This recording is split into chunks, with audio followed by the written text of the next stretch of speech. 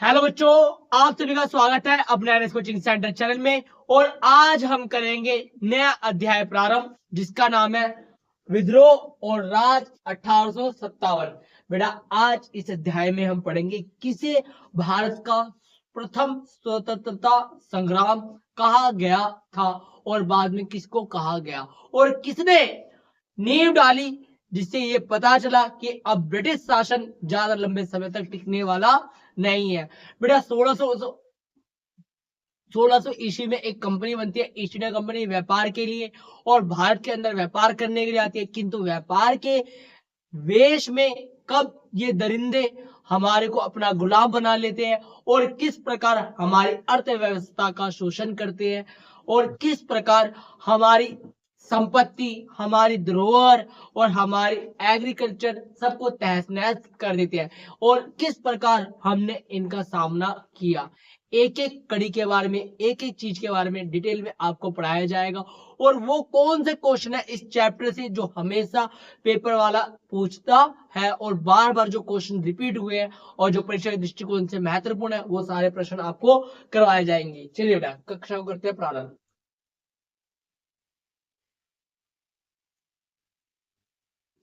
1857 का विद्रोह का प्रारंभ किसने किया था? बेटा, जो 1857 है उसका प्रारंभ किसने किया था? बेटा, 1857 को जो विद्रोह हुआ था वो एकदम नहीं बल्कि बहुत सारी घटनाओं का एक चक्र था। किंतु तत्कालीन कारण क्या था? बेटा, तत्कालीन कारण ये था बेटा, 34वीं रेजिमेंट, बंगाल की 34वीं रेजिमेंट में एक सिपाही थे जिनका नाम था मंगल पांडे। क्या नाम था बेटा? मंगल पांडे। बेटा, एक नई प्रकार की क्या थी बेटा, गन आई थी और उस गन को क्या है बेटा, यू करके खींचना पड़ता था, जिसमें क्या है बेटा, ये कहा गया या ये अफवाह फैली और ये क्या सच था क्या नहीं, पर ये था कि बेटा उसके अंदर सुअर और गाय की चर्बी का क्या है बेटा, प्रयोग किया गया था।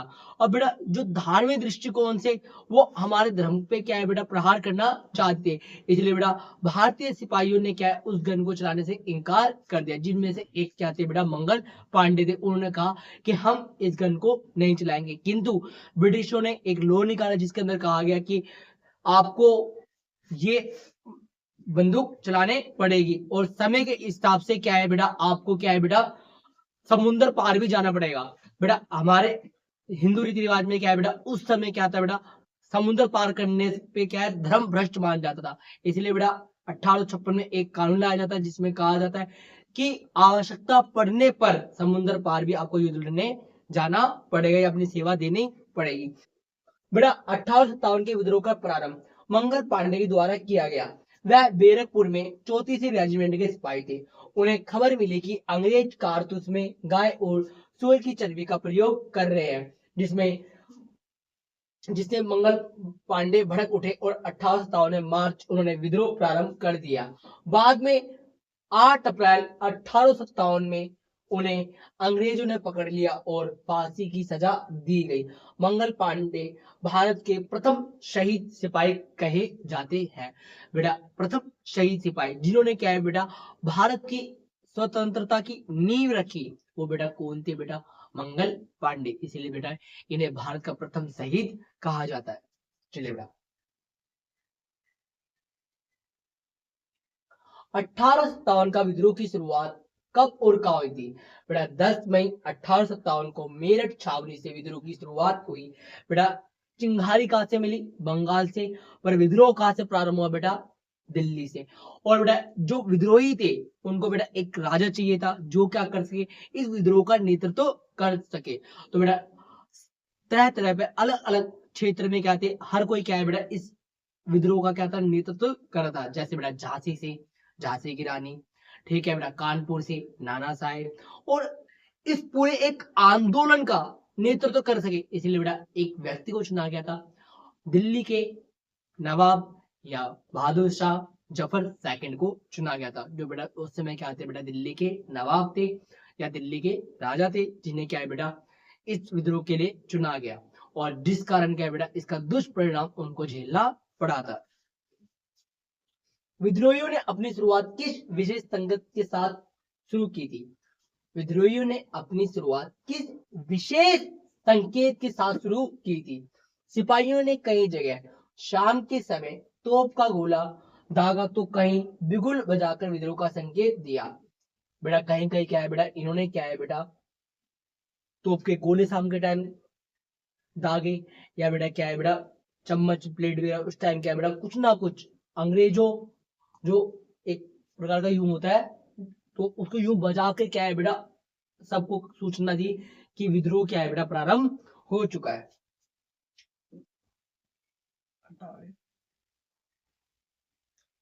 1857 के विद्रोह के क्या कारण थे? 1857 के विद्रोह के क्या कारण थे? बेटा 1857 के विद्रोह के एक कारण नहीं, अनेकों कारण थे। एक एक कारण पे चर्चा करते हैं। चलिए बेटा, तत्कालीन कारण, बेटा तत्कालीन कारण आपको बता दिया है मैंने। तत्कालीन कारण क्या था? मंगल पांडे ने क्या है बेटा इस विद्रोह का प्रारंभ किया था। ऐसा कहा गया था कि जो नई वेपन आए, नए कारतूस आए, नई जो चीजें आई है बेटा हथियारों के लिए, उसमें क्या सूर और चर्बी का प्रयोग किया गया, जिसका क्या है बेटा भारत के लोग सिपाहियों ने क्या करा, उसका विद्रोह किया था। ये तत्कालीन कारण था।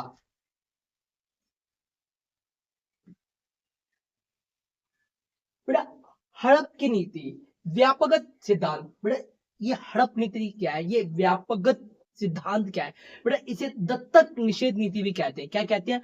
दत्तक निषेध नीति। बेटा इंग्लिश में क्या कहते हैं? Doctrine of lapse. क्या कहते हैं? Doctrine of lapse. बेटा जो भारत के गवर्नर जनरल थे, जिनका नाम था बेटा लॉर्ड डलोजी, इस नीति को लेकर आते बेटा, लॉर्ड डलोजी लेके आते। लॉर्ड डलोजी इस नीति को लेकर आते हैं और कहते हैं भैया जिस भी हिंदू शासक का, जिस भी भारतीय शासक का, हिंदू नहीं बेटा, जिस भी भारतीय शासक का अपना पुत्र नहीं है, वो गोद लिए हुए पुत्र को क्या है गद्दी पर नहीं बिठा सकते। उसका पूरा साम्राज्य क्या है बेटा हमारा हो जाएगा। बेटा ये कौन होते हैं? ये डिसाइड करेंगे बेटा कि आपका अपना पुत्र नहीं है, अपने सगा पुत्र नहीं है, तो आप गोद लिए हुए पुत्र को क्या है गद्दी पर नहीं बिठा सकते। तो बेटा आपसे पूछा जाए डॉक्ट्रिन ऑफ लैप्स किसने बनाई थी नीति ये? तो बेटा किसने बनाई थी? लॉर्ड डलोजी। और इस नीति का विरोध और इस नीति को चुनौती बेटा भारत की रानी झांसी की रानी ने क्या है बेटा इस नीति को क्या दी थी? चुनौती दी थी। और खूब डट के क्या है बेटा इस नीति का विरोध किया और अपने साम्राज्य को और अपने देश को और अपने देश की आन बान शान बचाने के लिए बेटा अंग्रेजों से अकेले क्या है बेटा युद्ध में उतर पड़ी थी। और जब उनको पराजित किया गया, जिसने बेटा झांसी के अंदर उनका दमन किया था, इंदिरा झांसी की रानी को नियंत्रित किया था, तो बेटा क्या हुआ था बेटा, उस व्यक्ति ने कहा था अगर ये महिला नहीं होती तो इसका बेटा सुनहरे अक्षरों में क्या है बेटा नाम लिया जाता वीरता में। मतलब अंग्रेजों को क्या है बेटा तंग कर दिया था, धूल चगा दी थी, तब जाकर भी क्या है बेटा पराजय नहीं मानी थी। इस नीति के आधार पर कोई भी भारतीय जिसका स्वयं का पुत्र नहीं है, वह किसी संतान को गोद नहीं ले सकता था और उसकी जो संपत्ति है वह अंग्रेजों के अधीन हो जाएगी। ये अंग्रेजों की विस्तारवादी नीति थी जो ब्रिटिश भारत के गवर्नर जनरल लॉर्ड डलहौजी के द्वारा शुरू की गई थी। बेटा सहायक संधि क्या है बेटा? अब बेटा आपने देख लिया कि भैया आपको समझ में आ गया डॉक्ट्रिन ऑफ लैप्स क्या है। अब बेटा बात करते हैं सहायक संधि क्या थी बेटा। सहायक संधि 1798 में लॉर्ड वेलेस्ली ने शुरू की थी। बेटा किसने शुरू की थी? लॉर्ड वेलेस्ली ने। किसने बेटा? लॉर्ड वेलेस्ली ने। बेटा इसके अंदर क्या था बेटा, अगर मान लो, चलिए बेटा आपको समझाते हैं डिटेल में। ये ए राजा है, ये बी राजा है, ये सी राजा। बेटा ये दोनों राजा क्या है शक्तिशाली है और ये राजा क्या है बेटा कम शक्तिशाली है। अब बेटा इसको क्या है बेटा डर लगता था, इसको क्या लगता था? डर लगता है कि जब मर्जी क्या है बेटा ये आक्रमण कर सकता है या ये आक्रमण करके अपने में विलय कर सकता है। तो इस राजा को क्या दी बेटा एक लुभावना ऑफर दिया, किसने बेटा? अंग्रेजों ने, सहायक संधि का, कि आप हमारे साथ क्या कर लो, समझौता कर लो, हम आपके सुरक्षा के लिए तत्पर रहेंगे। अगर कोई भी आपके ऊपर आंख उठाकर भी देखता है हम छल्ली छल्ली कर देंगे, आप बस हमारे साथ समझौता कर लो, आपकी सुरक्षा की जिम्मेदारी अब हमारी जिम्मेदारी। ये बात बेटा किसने कही? अंग्रेजों ने कही। बेटा राजा बड़ा खुश, मैं तो अपने दोनों शत्रुओं से क्या है बेटा बच गया। बेटा पर ये असली शत्रु को पहचानने में क्या कर जाते थे बेटा? चूक कर जाते थे। क्योंकि बेटा सहायक संधि के अंदर कुछ ऐसी शर्तें थी जिस शर्तों को अपनाने पर क्या है बेटा एक समय बाद वो क्षेत्र, वो साम्राज्य वो अंग्रेजों के अधीन आया था। बेटा कितनी शर्तें थी बेटा, इसके अंदर 5 शर्तें थी। इस व्यवस्था में राजा के भूखंड में अंग्रेज अपनी सेना की टुकड़ी तैनात करती थी।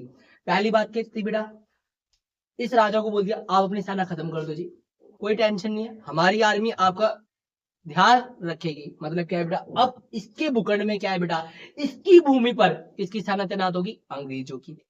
कह रहा भैया ठीक है, अंग्रेजों की सेना, कोई दिक्कत की बात नहीं है। इस व्यवस्था के अंदर अंग्रेजों की शर्तें भी माननी पड़ती थी। बेटा वही शर्तें बता रहा हूँ, कौन कौन सी शर्तें माननी पड़ती थी।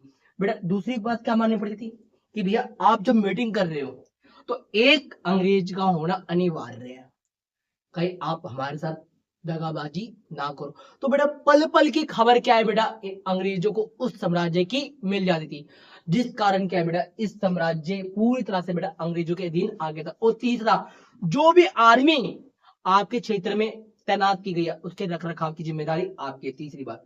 और चौथी बात बेटा, आप किसी भी दूसरे राजा से, आप क्या बेटा दूसरे राजा से संबंध नहीं बना सकते। अगर आपको संबंध बनाने हैं तो आपको क्या है बेटा बताना पड़ेगा, आपको क्या है बेटा बताना पड़ेगा कि हम इस राज्य से क्या है संबंध बना रहे हैं। आप किसी भी दूसरे राज्य से मित्रता के संबंध नहीं बना सकते। और 5वीं शर्त ये थी, आप पे आक्रमण मतलब हम पे आक्रमण। ठीक है बेटा, और एक समय क्या है बेटा, इन्होंने धीरे धीरे करके ऐसे बहुत सी रियासतों को क्या अपने नियंत्रण में ले लिया। सबसे पहले बेटा ये जो नीति थी बेटा किसके ऊपर थोपी गई थी बेटा, हैदराबाद पर, उसके बाद अवध पर। और अवध इसी संधि के कारण, अवध इसी संधि के कारण क्या है बेटा 1856 में क्या है बेटा अंग्रेजों के हाथों में आ जाता है। और इस अवध के लिए एक बात कही गई थी, एक राजा ने बात कही थी, गवर्नर जनरल ने बोला था, ये चेरी का फल एक दिन हमारे मुंह में आके गिरेगा। तो बेटा किसने बात की थी बेटा, लॉर्ड डलहौजी ने।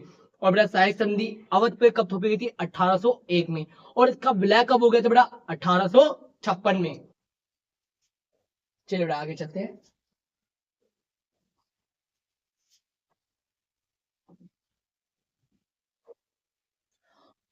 सहयोगी पक्ष तो ना तो किसी और शासक के साथ संधि कर सकेगा और ना ही अंग्रेजों की अनुमति के बिना किसी युद्ध में हिस्सा ले सकता है। जैसा मैंने आपको बता दिया बेटा 1801 में अवध पे सहायक संधि थोपी गई थी। लखनऊ, कानपुर और जैसे बड़े शहरों में साहूकार और अमीर भी विद्रोहियों के गुस्से का शिकार क्यों बने। बेटा जो लखनऊ और कानपुर और जैसे बड़े शहरों में जो साहूकार थे, जो अमीर लोग थे, वो भी विद्रोहियों का क्या है बेटा शिकार बन गए। उन्होंने नहीं देखा विद्रोहियों ने ये हमारे भारत के ही है, उन पे धावा बोल दिया। तो उन पे धावा क्यों बोला, गुस्सा तो अंग्रेजों के लिए था, तो इन पे धावा क्यों बोला। बेटा ये भी कम नहीं है, इन्होंने बेटा दुखी करने में कोई कमी नहीं रखी थी किसानों को। और जो गरीब मजदूर थे उनका खून की कमाई खाने में इनका भी कोई कम स्थान नहीं था, इसलिए विद्रोहियों ने इनको भी नहीं छोड़ा। इन बड़े शहरों के साहूकार और अमीर विद्रोहियों के गुस्से का शिकार इसलिए बने क्योंकि किसान इन लोगों को न केवल अपना उत्पीड़क बल्कि अंग्रेजों का पिट्ठू मानते थे। पिट्ठू का मतलब क्या है बेटा, चेला मानते थे। मुखबर क्या है बेटा, ये मुखबर थे। क्या थे बेटा, मुखबर थे। ये बेटा पल पल की खबर क्या है बेटा अपने वफादार या पप्पा को देते थे। इनके पप्पा कौन थे बेटा, अंग्रेज जी। किसानों ने अमीरों के घर लूटकर और जलाकर तबाह कर दिए। भाई किसानों ने क्या बोला, भैया जो आपने शीश महल बनाया है ये हमारी मेहनती कमाई से बनाया है, आज हमारे को मौका मिला है इस शीश महल को जलाने के लिए। तो बेटा अंग्रेजों ने बेटा उन शीश महलों को क्या है बेटा जला दिया। विद्रोहियों ने अलग अलग जगह से किस प्रकार नेतृत्व किया। बेटा ये क्वेश्चन परीक्षा के दृष्टिकोण से अत्यंत महत्वपूर्ण है। बेटा पेपर के अंदर ये क्वेश्चन आएगा आएगा आएगा और डेफिनेटली 1 नंबर में या मैप के अंदर ये वर्क करने के लिए आ सकता है। बेटा दिल्ली से मुगल बादशाह ने नेतृत्व किया, कानपुर से पेशवा बाजीराव ने किया था बेटा सेकंड ने। ठीक है, उनके उत्तराधिकारी कौन थे बेटा, नाना साहब, उन्होंने किया था बेटा।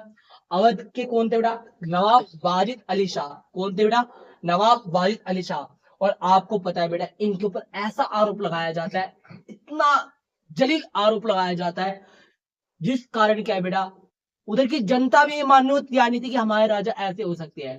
तो बेटा अंग्रेज किसी भी तरह से अवध को अपने नियंत्रण में लेना चाहते थे।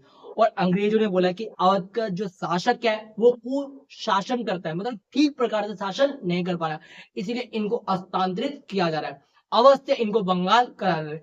जब बेटा गांव वालों को, जब साम्राज्य के लोगों को यह खबर मिलती है कि हमारे राजा को हस्तांतरित किया जा रहा है, तबादला किया जा रहा है अवध से बंगाल, तब बेटा पूरे शहर के अंदर जितने भी लोग थे वो बेटा आंसुओं के गम में बह गए थे। जब वो जा रहे थे तो पूरा शहर आंसू में बह रहा था। क्या बेटा वो शासक जिसके लिए जनता रो रही है, क्या वो कुशासन कर सकता है? जी नहीं, ये सिर्फ और सिर्फ अवध को नियंत्रित करने की एक चाल थी। किंतु ये कहाँ हार मानने वाले थे बेटा, वाजिद अली शाह तो चले गए, पर उनकी बेगम जो हजरत महल थी, उनके बेटे के नाम पर क्या बेटा शासन किया। उनके बेटे का नाम था ब्रिजिस कादिर। और लखनऊ से बेटा किसने किया था बेटा? ब्रिजिस कादिर ने किया था। सीधे लिखा नहीं बेटा, कादिर है, ठीक है। रेजिमेंट गवर्नर जनरल कौन था? रेजिमेंट गवर्नर जनरल कौन था? रेजिमेंट गवर्नर जनरल के प्रतिनिधि को कहा जाता था। उसे ऐसे राज्य में तैनात किया जाता था जो अंग्रेजों के प्रत्यक्ष शासन के अंतर्गत नहीं थे। बेटा रेजिमेंट जनरल क्या है बेटा? अंग्रेजों को खुद का डायरेक्ट शासन है, इनडायरेक्ट रूलर है, तो वहां पर क्या है, रेजिमेंट जनरल को भेजा जाता था कामकाज संभालने के लिए। और बेटा इसी अध्याय को आगे किया जाएगा प्रारंभ। और आप चाहते हो, आप जानना चाहते हो कि कौन कौन से क्वेश्चन आपको करने हैं और कैसे करने हैं और किस प्रकार करने हैं, उन सभी सवालों का जवाब अगली वीडियो में आपको मिलेगा। और एक एक क्वेश्चन वो करवाए जाएंगे जो परीक्षा की दृष्टिकोण से महत्वपूर्ण है और जो आपके बोर्ड एग्जाम में आने की श्योरिटी रखते हैं और अवश्य आएंगे। तो आपको वीडियो अच्छी लगी हो तो वीडियो को लाइक करें और अपने दोस्तों को शेयर कर दें, क्योंकि नेक्स्ट वीडियो बहुत दमदार रहने वाली है और महत्वपूर्ण प्रश्नों से रहने वाली है। NS coaching centre.